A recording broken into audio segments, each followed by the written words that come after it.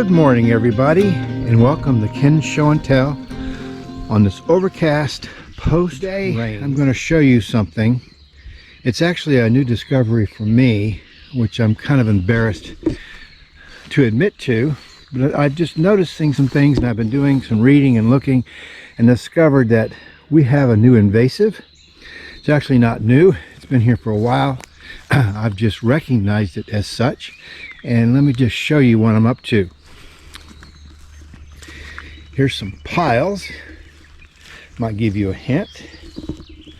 That's bad. That's good. And I've been working in this area here, hand pulling this invasive white yellow garlic, or this white wild garlic, that apparently was first introduced in the United States by gardeners right after the American Civil War. And there's all kinds of advice about how to manage this. So here's a plant right here that I missed down in here. There you go. And when you pull up one of these wild garlics, the root system, it takes on this S, or this curved characteristic. And fortunately, they're not rooted deeply. Now, and these white little flowers, which are quite pretty, and this is one reason why I overlooked this plant for some time now, is because of the beautiful white flowers, and pollinators are attracted to them. And that's one of the things we're trying to do here, is attract more pollinators. However, once this stuff takes a hold, this can turn into this. And to the uneducated, untrained eye, that's absolutely gorgeous. And that's what I used to think. But it's not. As you look closer, it's taking over. That's basically all there is in there. I mean, you have some struggling wing stems right here trying to find its way through, and there's some low hugging plants to the ground here, and deer like it. See where deer have been laying down here and sleeping at night. They like the softness of it, but it's taking over. There are different ways in which to try to control, eradicate, or contain this stuff. One is mechanical mowing. Another is using different herbicides, and the other is pulling the actual plants, which is what I'm doing. I would imagine today, like most things, that a combination of those control methods work best than just using one. Of course, it depends on what you have. This beautiful plant is a biennial, meaning that it lives for 2 years.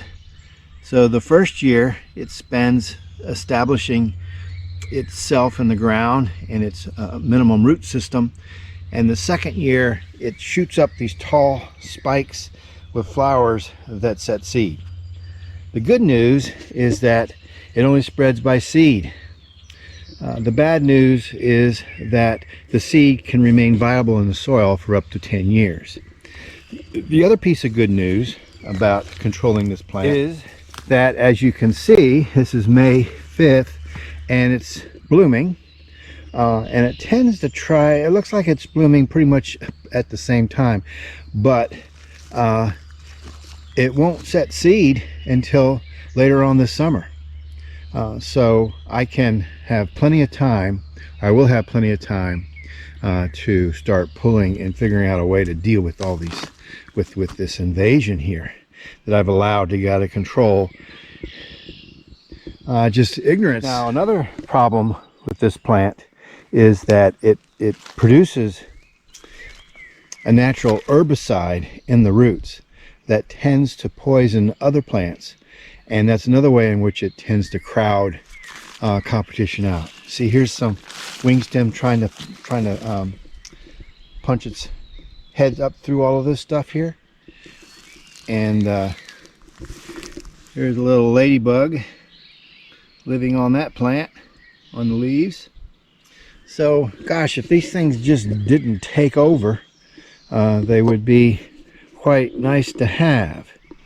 I understand in their native habitat in Europe, and other parts of the world, which I'm not quite sure where that is, they do live in harmony in their environment because there are insects that tend to, and fungi and things like that, that tend to feed off these things and keep them in check. At first blush, one would think mowing would be the best way to handle the wild garlic mustard in this area here. But if you mow, then you're destroying what you want here, which are these beautiful native grasses that are coming up, all these wildflowers such as wingstem and bergamot that are showing their head, and very importantly, things like this milkweed that's coming up, and it's all through here. So mowing would destroy this habitat that we are trying to propagate. Another reason why mowing is a bad idea in this area to try to do this is right here. Let me show you.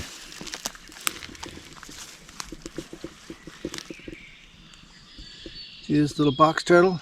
This is a little male, and I never would have seen him on the top of a tractor or a lawnmower, and I would have killed him. I only found him because I hand pulled this stuff around him right here. So right now I'm kind of working around him, but you can see here's some beneficial right here, and here's all the crap. So let me just show you what I'm doing. When you read about what the experts are saying in terms of disposals, to take these plants that you've pulled, roots and all, and bag them in plastic and take them to the landfill. I just don't want to do that. First of all, I have so much, and why add something else to the landfill? And so my plan, and I don't know if this will work, this is my plan, I'm going to give it a try, is I have these paths, which gives me access to these areas, and I'm just throwing these pulled up plants on these paths. And when I come through here maintaining the paths, I'll chop them all up with my tractor or my lawnmower. So we'll see how that goes. So let's pull some of these plants. Let me just show you what that's kind of like. So this is what you want. These are wingstem, and they grow up really tall, and they produce these lovely yellow blossoms, and these are quite beneficial. And here is the garlic, which you don't want. Now, oops, see, I stepped on that, which is not good. But just reach in here, and you can grab a bunch of them and pull them up. Those broke off, but sometimes they come up like that. That's what you want. That's a good plant. Leave that alone. Well, there's no good plants and bad plants, but I think you understand what I mean. Okay. It's nature, so it's all relative. So you just kind of walk through this whole area here and try to create a pattern. And when you get done, hopefully it's better than mowing. Now you can mow. I know there's going to be areas that I'm going to be mowing. But I wanted to do it this hand pull. I wanted to give this a try out here. I'm glad I did because of that box turtle I found. So I'm trying to pull here and not get in the way of the box turtle. He's over there. So that's what the roots look like, all pulled up. Another thing that you can do is spray, and I can see where spray could be beneficial. And actually, if you look in here, this almost looks like a total monoculture, or it will be soon if I don't address this. But coming up in here again are these other plants that you want, which could coexist with a lot of things. And by the way, I bet you anything this garlic mustard competes very well with Japanese stiltgrass. But is that all you want on your place? Stiltgrass and garlic mustard? That I'll probably be doing some spot spraying as the season goes on.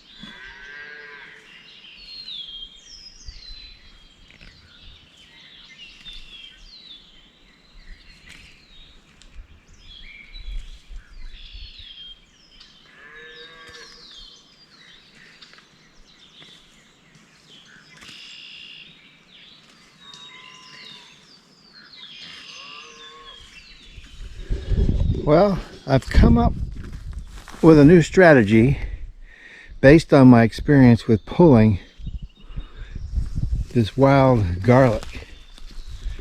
You can see, hopefully, I have made quite a bit of progress here. And I've been thinking about my experience with selective spraying.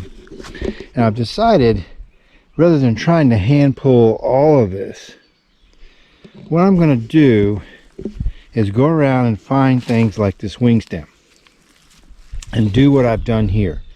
I'm going to pull the garlic plants up around the wing stem like I did here, here, and here, and over here, and here, and basically create islands within this sea of garlic.